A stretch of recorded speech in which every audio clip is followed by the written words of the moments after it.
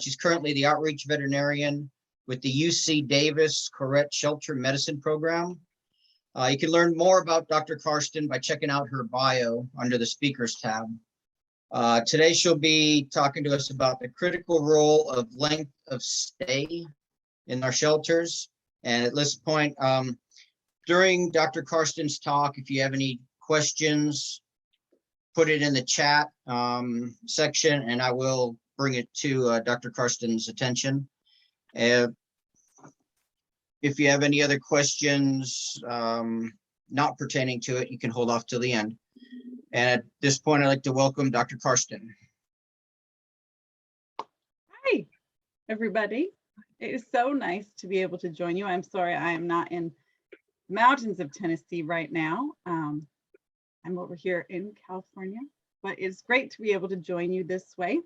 I hope everyone was able to spend some time with Dr. Hurley, and that she started opening our thinking to how we manage and care for cats, because it is a really exciting time for cats.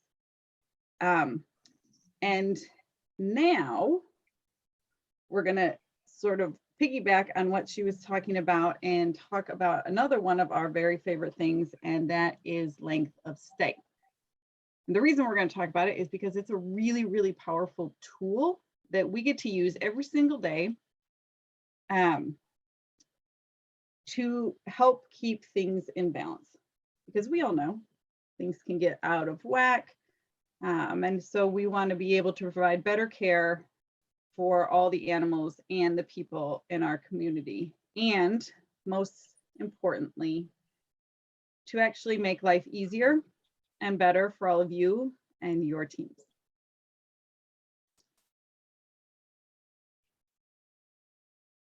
So this can all sound like some sort of goofy circular math theory, but ultimately it does all hold true. Because we all know this, we have all lived it, and we know the science agrees with us that time in our shelters and animals' length of stay is the leading risk for shelter-acquired illness. So animals who stay less time means they get more space and more care. When they get more space and more care, they stay healthier and they stay less time. When they stay less time, they're happy and healthier. It's all very circular. It all depends on each other, and it's all really, really important. And for a long time, when we talked about length of stay, it was very much out of this urgency to not want to euthanize. That the biggest risk for an animal entering our animal shelters was death. And thankfully, for a lot of us, that's not the case anymore. We've done a phenomenal job at both ends, both animals coming in and animals leaving, that isn't our biggest risk anymore. A lot of times what we're facing for the majority of animals is welfare, being able to provide the welfare and being able to give animals everything they need. So really what happens in the middle, in the bulk of what we do. But in that, what we have to recognize is that the urgency has not gone away. Even if we're not fearing euthanasia or that risk, the urgency to get animals where they need to go is still there. It is just as important as ever, even if we have empty spaces in our shelter. So length of stay is a goal in and of itself. And so not just to lower our population so we don't have to make those difficult and unwelcome euthanasia decisions for time and space, but because it is so important for each individual animal and for ourselves. So we're going to go over that in a little more detail, because I can understand that this can be extremely frustrating. And it can feel like there is very little that we can do to minimize, optimize, shorten, do anything to length of stay. That there is just too much that is out of our own control. And that may be true. That may very well be true. There could be holdups and bottlenecks. So for example, having to wait for that 1 day a week when we have a surgeon, or having to follow local ordinances that may lengthen our state mandated 3-day stray hold. But that being said, a lot of what is happening, it's within our control. Or we can finesse some of the things that seemingly seem out of our control. So my hope for us today is that in our time together, we can all come up with at least one way to shorten the length of stay for even one type of animal that comes to us. Like, so for example, yesterday in her talk, Dr. Cannon mentioned that we need to get the youngins, the juveniles, out as soon as possible, as quickly as possible. That there is no reason, in fact, it's not recommended to wait for that second vaccine. So if that is something that's happening in your shelter, boom, we can already shorten their length of stay. Get them out. They should be vaccinated at intake, and then we need to get them out. So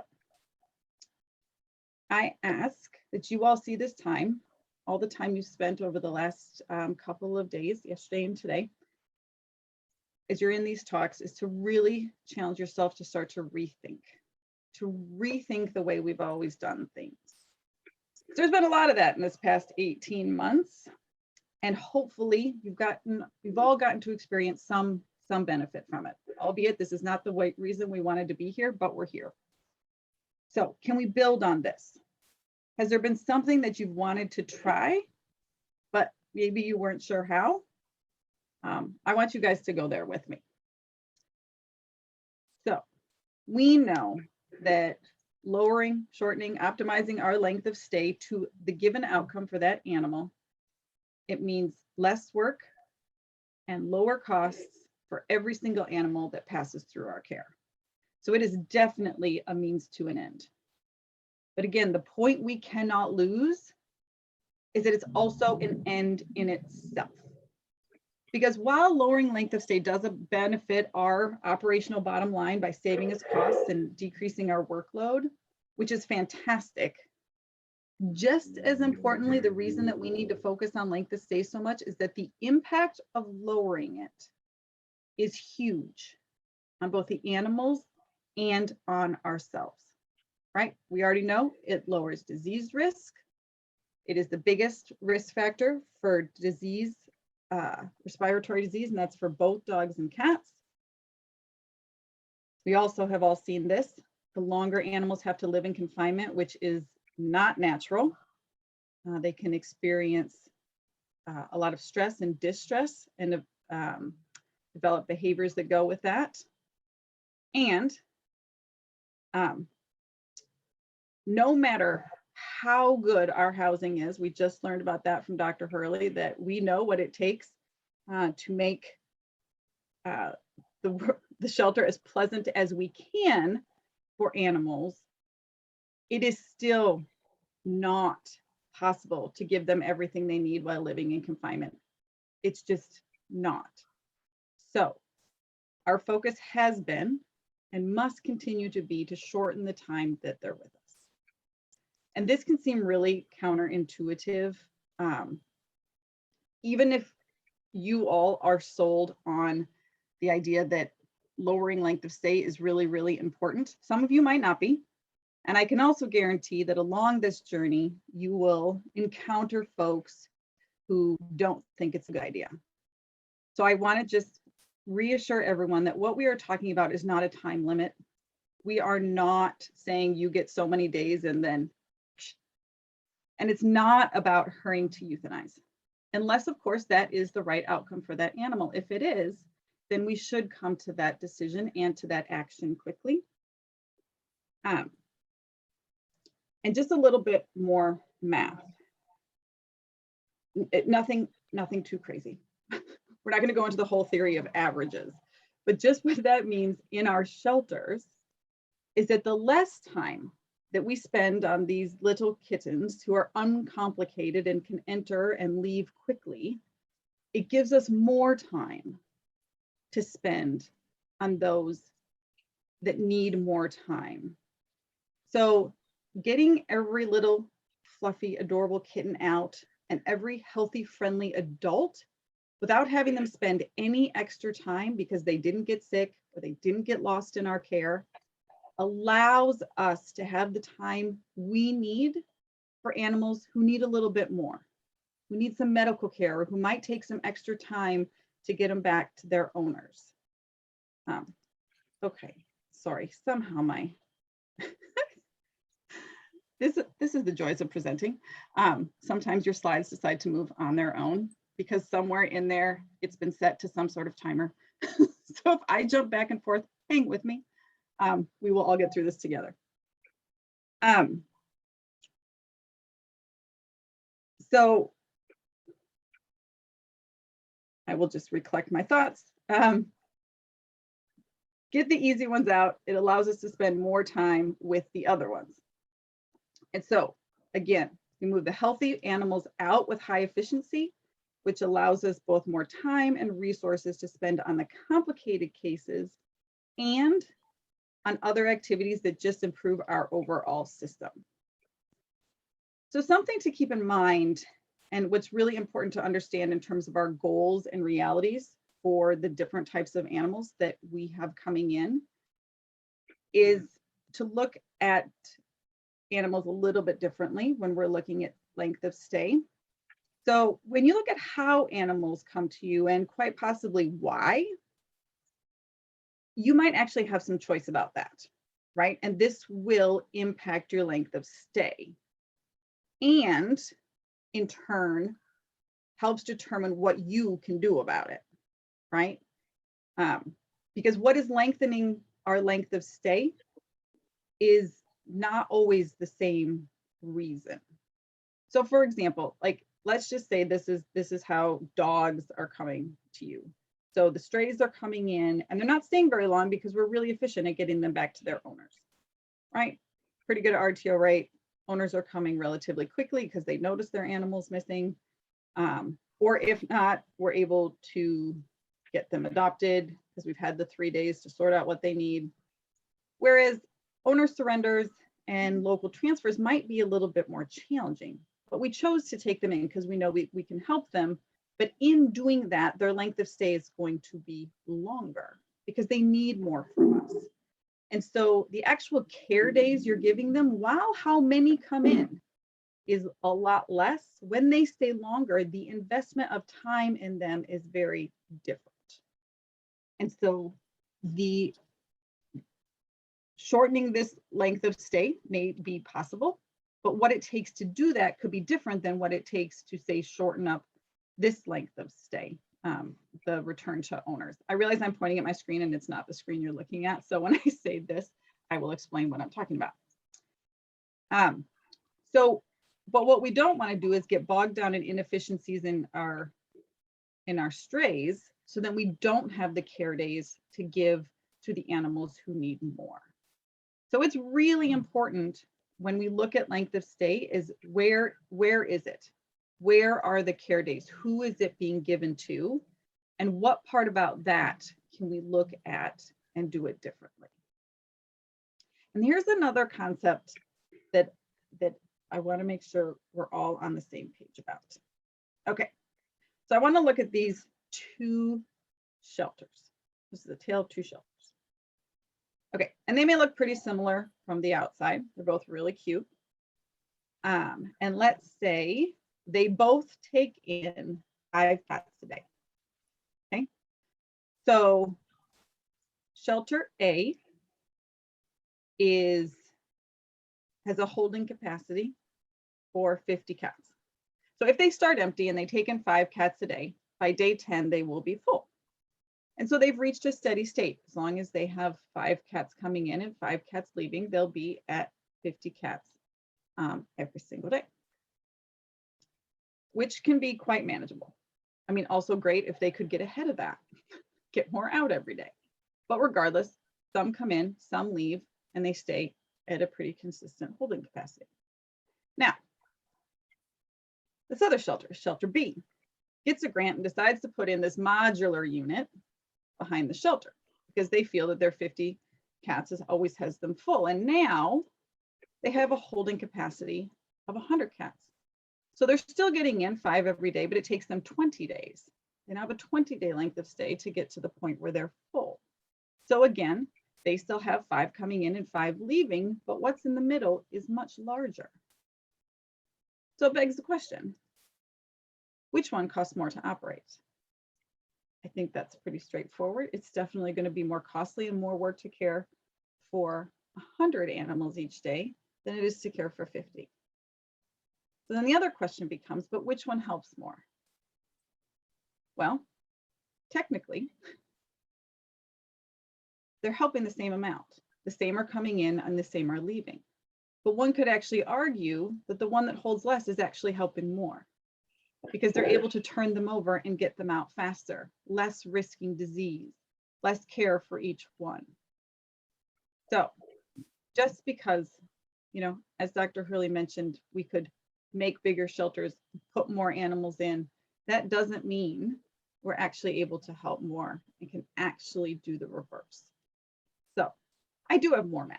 Of course I have more math. Think about it this way. Think about our effects of length of stay on our population.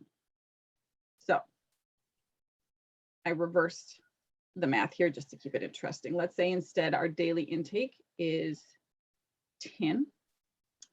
And on average, each animal is staying 5 days. So we arrive at the same population of every day. On average, we'll be caring for 50 animals. Now, let's say we still take in the same 10, but we get a little bit behind. We've lost some efficiency. Animals are waiting for things, and our length of stay doubles to 10. So now, again, help the same number of animals, but our population has doubled. Haven't actually helped anymore. We're just working a heck of a lot harder.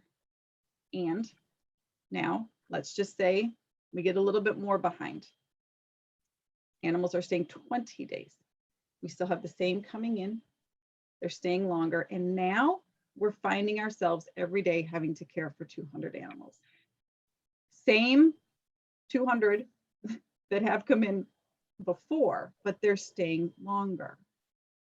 So what I think we need to recognize is that these shelters feel very different. It is very different to be working in a shelter where all portals are open and cats have these nice suites versus having to care for and watch cats live in single compartment housing. Same for dogs. Our dogs need, all of our animals need more space. And so the experience both of the animals and of these people in these two shelters is very, very different. And we know the outcomes from these two shelters are very different. And neither one of them has helped more animals. Their intake is exactly the same. So there is the inverse of this that tends to be a little bit harder to wrap our minds around. So we're going to walk through it in reverse as well. And that's the impact of daily population on length of stay. So we already know that length of stay drives our population, but guess what? Our population also drives our length of stay. So follow me in this example. Let's just say on average every day we have outcomes for 10 animals. If our daily population is 100, then by default, our length of stay is going to be 10. That is just how math works. Like there is nothing we can do to improve our efficiencies if our outcome is a constant and that's our daily population. Like we can do all the things, but our population, our length of stay will sit at 10 days. And then let's say our population holds steady at 200. Again, if our outcomes remain constant, guess what? Our inevitable length of stay is going to be 20 days and so on. This is just how it works. And we know this. We've all been to coffee shops and had to stand in line. We know that the length of the line, right? So that could be us standing in line at a coffee shop or an animal waiting for an outcome. The length of that line determines the time waiting. And the time waiting is determined by the number of individuals waiting for that outcome, right? So if we're at line in a coffee shop and there are 30 people in line and it takes two minutes to help every single person, you're going to be there a good hour. That is just the way it's going to be. But if you're at another coffee shop and still someone served every 2 minutes, but there's only 2 people in line, you are in and out in 4 minutes. So our flow through has to be in balance with our outcome. And so then the length of time that you're going to have to wait can be determined. Because no matter, again, it doesn't matter what else you do to improve your efficiencies, nothing will shorten your length of stay until that population, until that line for animals waiting is shortened. So remember, the length of time waiting, an animal's length of stay, is going to be determined by the number of individuals who are waiting. That is just the way it is. All right, and you're like, fine, great, I get it. But what the heck do I do about it? Let's get into that. All right. First and foremost, what we need to distinguish is between legit time, but this is time that animals really do need to be with us, versus wasted time. Okay, so this could be, for example, a stray hold. We know they're gonna, like, if they're not reclaimed, they're gonna be there for their stray hold. Doesn't mean we can't do things during the stray hold. Versus, let's say, some wasted time might be an animal having to wait for surgery because our surgery schedule is perpetually full, right? That's the problem. So we need to figure this out. And what we get to work on is decreasing our wasted time, right? So, because for most animals, time only decreases the odds that they will get adopted and increases their odds of getting sick. So time, it is just too precious to be waiting. Okay, and now you're thinking, okay, this is seriously too overwhelming. Like, where do I even start? How do I wrap my head around this? Here's some places to start. Well, first of all, it's looking at your length of stay and figuring out where animals are spending time. And so a lot of this is look at your stray hold. Look at what it actually is, not what you think it is. Look it up and figure out what it actually is. And is it the same for every animal? So for example, here in California, there is no stray hold on litters. Nope. Because when is the last time you had someone coming in looking for their lost litter? Like, they've misplaced the whole litter. And I know one of you is out there being like, oh, it's happened. Okay, then I challenge you, how many times? So here in California, the law is litters under the age of 8 weeks, there is not a stray hold because it does not serve them, right? What's the point of a stray hold? It's to get an animal back home. Well, these aren't actually lost. No one's actually looking for them. So if they do come in, let's move them out as quickly as possible. That is in their best interest. So, and I would encourage you all in Tennessee, if you don't have that on the books, to put it on the books. There is also, well, cats are tricky. That's interpretation of the law. But if the cat's not actually impounded, if they just go to surgery, there is no stray hold. But that discussion is for another day. All right. Looking at animals when they come in, are they put on a pathway right away? Like, is the outcome thought of, like the ideal outcome thought of at the time that they come in? If not, why not do that? Figure out, okay, this animal, this would be their ideal outcome. What can we do now in terms of where they house them, in terms of what they need? What pathway do they get put on to give them the direct line as possible to that outcome? And then look at all the things that happen to an animal while they're with you. Does it all need to happen? And if it does it actually all need to happen within the shelter? Another thing to look at, is age of spay neuter. Could that potentially be lowered? The recommendation for kittens is 6 weeks, and for dogs, it remains 8 weeks. So could there be some room there to shorten length of stay? Because we all know our juvenile staying, it's risky. It takes up a lot of foster space. They're really cute at those younger ages. So could that be something we work on? And then really doing some digging in of figuring out what stage are animals at where they're spending most of their time, right?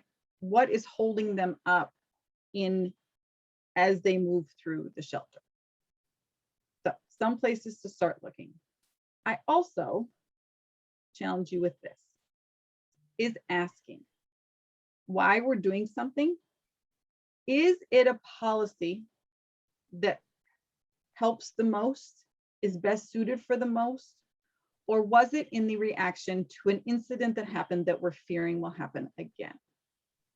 Because there's a lot of one-offs that are pretty terrible, and we tend to have a knee-jerk, put in a policy to prevent that, but in doing so, we impact the whole of the population. I mean, a simple example is stray holds. I grew up in Wisconsin. Our stray hold was 8 days. I'm sure that is because one time an animal was reclaimed on day 9, and it was really upsetting because it had already been euthanized. And so they're like, all right, we need to make the stray hold longer. No, that was a very unfortunate incident of an owner coming after the stray hold. But most animals we know are reclaimed in a shorter amount of time, and it does not serve them to be held longer. So look at a lot of what we do and figure out why we do it. And was it in the reaction to something? And that something could have been terrible, but we can have ways to deal with it that is not an overarching policy, that it pertains to all animals. Because we need to look at how it's impacting flow, what bottlenecks it might be creating, and so then its overall impact on length of stay. Because we all fear really bad things happening, and when they happen, they are terrible. But in trying to avoid them, we tend to have this tendency to create some really other bad things that are happening in our care. So what we need to avoid is pathway overload that leads to our wasted time. So some red flags that we need to look for is animals waiting for something. Because waiting generally is wasted time. So an increase in that will create bottlenecks, and it's something that we should be able, you should be able to track as long as you're changing status as animals move. And so one way that we really see things, I was just working with our local shelter on their population was seeming to be growing, and their intakes were up a little bit, but not much, but their population was growing. I was like, all right, guys, then you know what we need to focus on. It's length of stay. And so I started asking them all these questions, and what they came to realize was animals were just waiting. They were all ready for adoption, but they were waiting because there were only 10 spots available every day for people to make appointments to adopt. So even if all those appointments turned into adoption, if they had 100 animals waiting for adoption and 10 spots, how long is the length of stay on average? 10 spots, 100 animals. You guys know this math. By default, each one's waiting how long? At least 10 days. So that's a different thing to correct versus 3 animals up for adoption and the rest of them in the back waiting for surgery, right? That's going to have a different intervention. So again, like, what are animals waiting for? Are they waiting for surgery? Are they waiting for an adopter? That's what we need to look at. Or is it that there's just too many animals that's more than we have outcomes for? Well, we can be open admission and manage our intakes. That also is a discussion for another time, but one way, and a very important way, that we can keep our pathways where we need them to be to get to the outcomes. And then again, plenty of outcomes, but they're slowing down along the way. So focus on removing those bottlenecks. Okay, so then when we're talking about length of stay and optimizing it, shortening it, minimizing it, what have you, a few key tools past what we've already discussed in terms of where to get started. So we've already talked about the bottlenecks and getting those out of the way. And one of the best ways to find them and avoid them is by doing daily rounds. We can also start to look at animals in terms of fast track and slow track, and how we move the easy, uncomplicated ones along, which then free up resources for our slow track. We can also use something called open selection, which we'll talk about. And then being really efficient with some of our daily practices. So again, as Dr. Cannon mentioned yesterday, the importance of spot cleaning for our cats. We can also do it for dogs. I also mentioned, looking at at what age you do in spay neuter. There's possibly other things we're doing. For example, do all animals need behavior evaluations? Do all cats need retroviral testing? There's lots of things that we do, again, that we don't need to do. And all of those topics, just so you know, we could do talks on. And so if anyone is curious about something that you're doing or something I just mentioned as to why one would stop doing those, let me know. I am happy to discuss any of them and some of our thinking. I've also included towards the end of here, we put together a mighty to do and to don't list. So it's the things to really focus on, and then the mighty to don't list is things we can let go of, which is fun, because I tell you what, sometimes, our to-do lists are long enough, and it's really nice to have a to don't list. And then finally, this keeps wanting to pop up here, is remember, like, the number of animals in our care is going to determine our length of stay. Like, this has to be part of our toolkit that we cannot forget. Okay, I'm only going to touch on rounds just because it's important, but how you do them we could also talk about that for another 50 minutes. But what it is really, like, ideally every single day you have a team that goes around and looks at every single animal to see how they're doing and making sure their needs are met, both their daily needs and their needs in terms of moving through the shelter. And if it can't be a team, then at least one or two people who have a pretty good handle on the population, or at least y'all have good notes in, Chameleon, Pet Point, whatever you're using, so that decisions can be made. Like, every animal, it is decided that they are on their pathway and getting everything they need. And if not, then there's an action to remedy that, or to find out what it is that they need. And then it's very clear, like, this is how we make our daily to-do list with some very clear deadlines, because otherwise it just becomes another thing out in the ether of something we need to do. This helps to prioritize what's most important for the population today. So rounds is as simple as asking these 5 questions for every single animal every single day. Who are you? And does that match what the cage says, right? Like, how frustrating is it when we're going about our day, trying to get stuff done, and then there's no cage card, or it's the wrong cage card? Like, that can derail you. And it's a simple thing that is really inefficient. Round solves all that.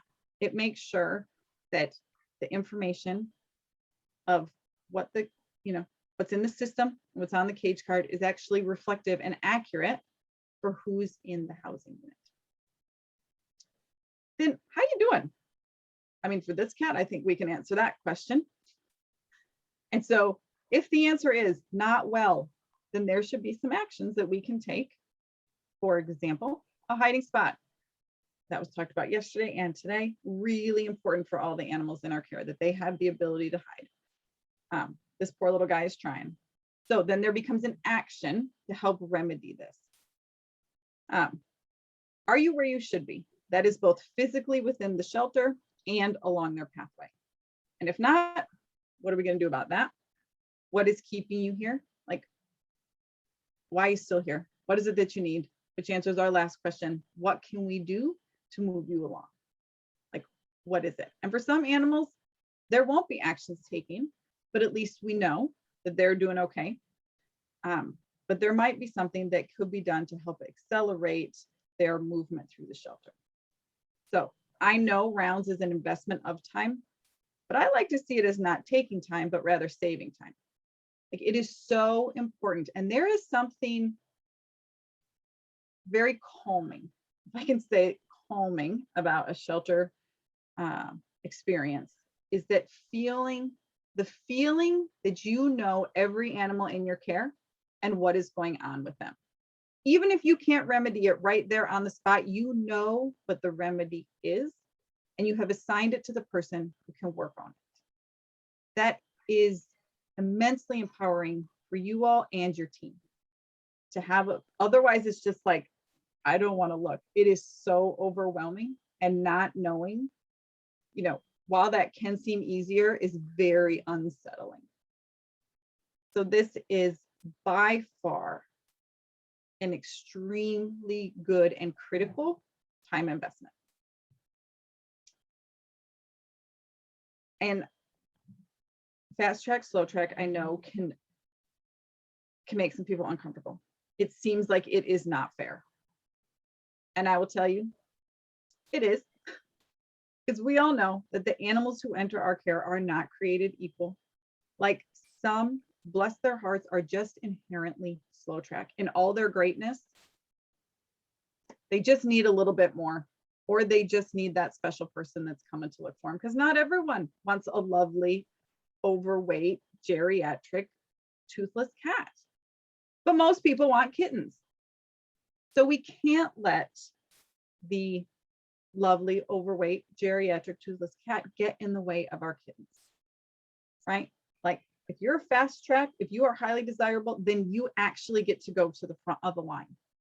Like, I need you out. I need you out. Whatever it takes to get you out, I need you out of the way so that I have more time and resources to spend on the other ones. And we all know who those other ones are. We know the ones that are going to take a little bit longer. So don't wait. Don't wait till they show us they're a slow tracker. Don't wait till day 20, day 30. No, we identify them from day one, and we start promoting early. We drop prices, we do promotions, they get a hat. I don't know, whatever it is. We don't wait for them to show us that they're a slow tracker. We identify them and we start intervening early so that they don't become a slow tracker, or they don't inevitably be the slow tracker that we've identified them as. We also don't want to create slow trackers by making fast trackers slow trackers. So by them getting sick, by them waiting for something. No. Fast tracker gets to go first. And again, I understand that seems very unfair. And for some of us slow trackers, that can seem, you know, be like, I've been pushed to the end of the line all my life. But it means sometimes at the end of the line, you get just a little bit more. You get more resources, you get more time. The fewer days that fast tracker spends can go to another animal. So it is fair, and we do need to acknowledge it. But then it can feel like, well, then that's all we have. All we have are the slow trackers. And again, that's just math.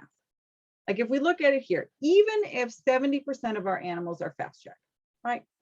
Super cute, super young, super adoptable, maybe just, you know, just need a little bit of training.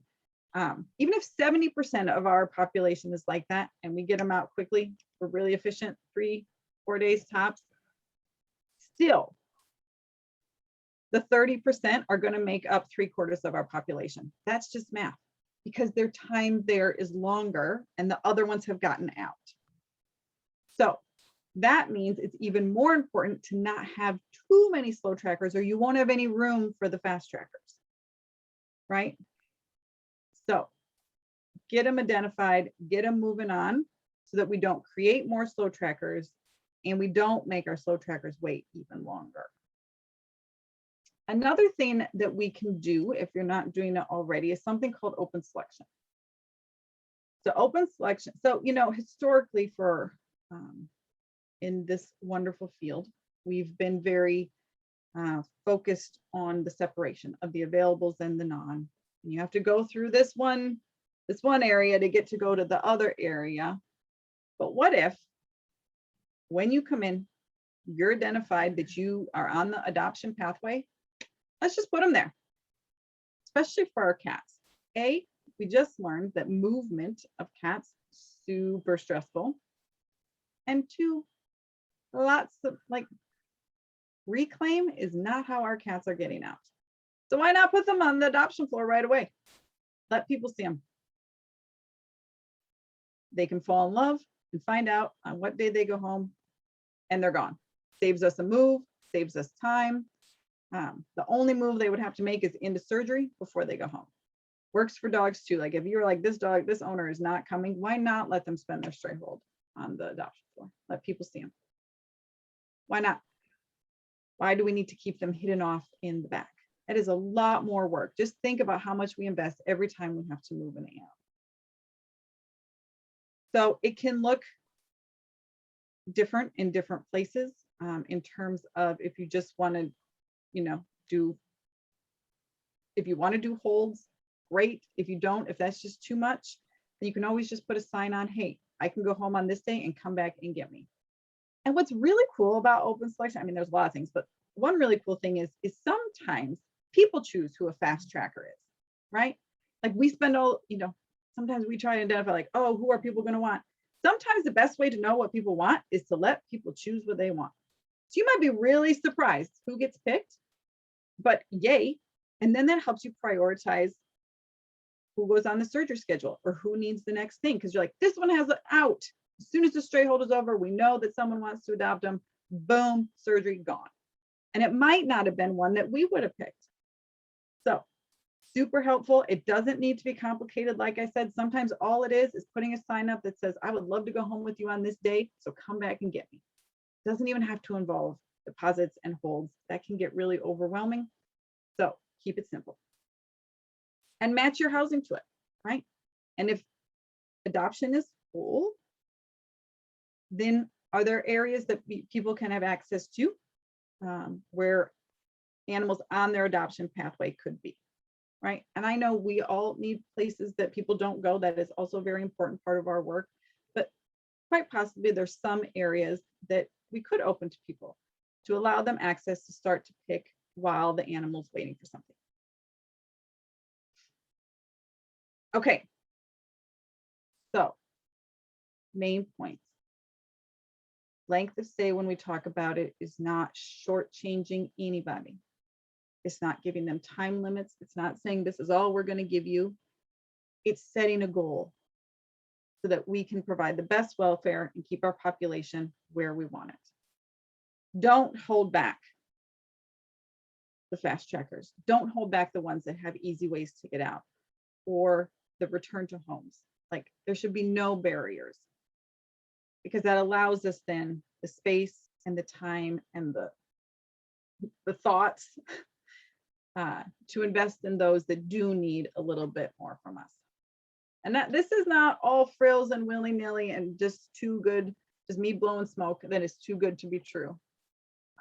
We know that it works.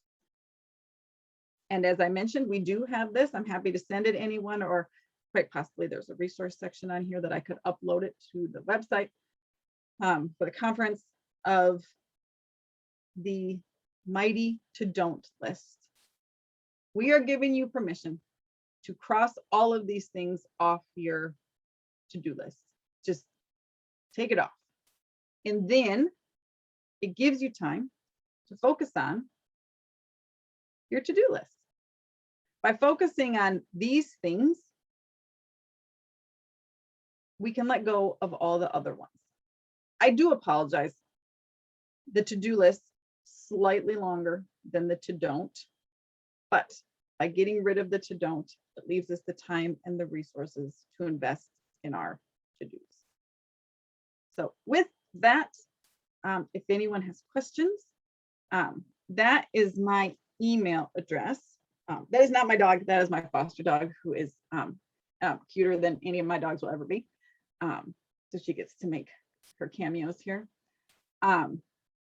If any of this has sparked some curiosity and some rethinking on what you're doing, let me know. If any of it makes you very uneasy, let me know. Because I know that all of you want to and are doing best by your animals, and I hope that I can be helpful in allowing you to do that.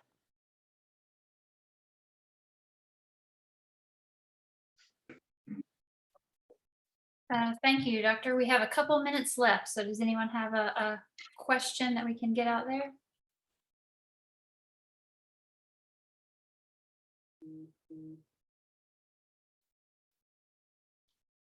No questions? All right. Well, thank you so much again for spending your time with us. Absolutely. And we will My post pleasure. this for all of the attendees. And if you want to share those documents, please feel free to do that on our website. Thank you again so much. We appreciate it. Thanks, guys. Have a great day. You too. Bye-bye.